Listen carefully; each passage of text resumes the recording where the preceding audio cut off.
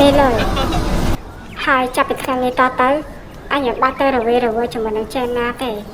តើឯងស្ដាប់បានដែរអត់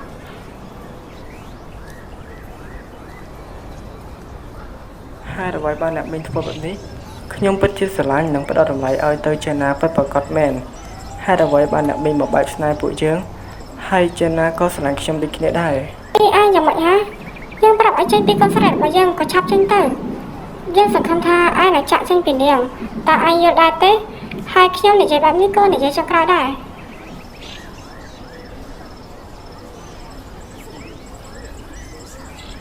យ៉ាងម៉េចហើយលោកគ្រូការងារដែលខ្ញុំបានផ្ដល់ឲ្យដើម្បីស៊ើបអង្កេតក៏របស់ខ្ញុំគ្មានបញ្ហាអ្វីកាក់ឡើងនោះទេក៏របស់លោកស្រីគ្មានទៅរវេរវល់ជាមួយនឹងសិស្សនោះទៀតទេអញ្ចឹងលោកស្រីកុំបារម្ភអីណាខ្ញុំអរគុណច្រើនហើយនេះគឺជាទឹកចិត្តបន្តិចបន្តួចដែលខ្ញុំបានផ្ដល់ឲ្យលោកគ្រូធ្វើការឲ្យបានល្អណាស់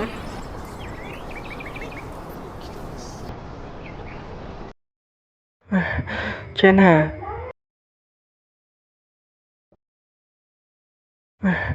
ចេណាម៉ារបស់អូនគាត់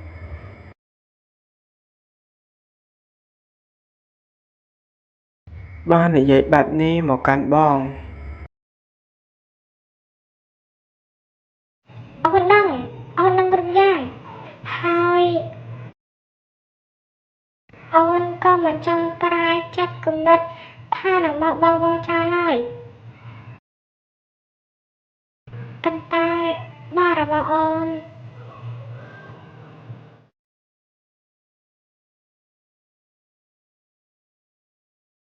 ចុះអូនគិតធ្វើយ៉ាងម៉េច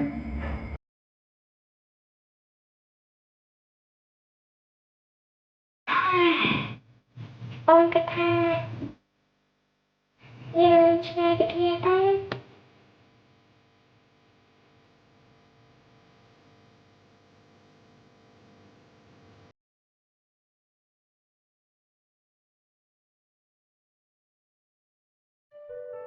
ខ្ញុំបានថារបស់ខ្ញុំក៏ត្រូវបានខ្ញុំអញ្ចឹងពេលដែលខ្ញុំចេញពីសាលារៀនខ្ញុំតែងតែធ្វើរឿងអីល្អៗជាមួយនឹងបងឈ្មោះធ្វើរឿងបង្កើតជារក្សាបីជាមួយគ្នា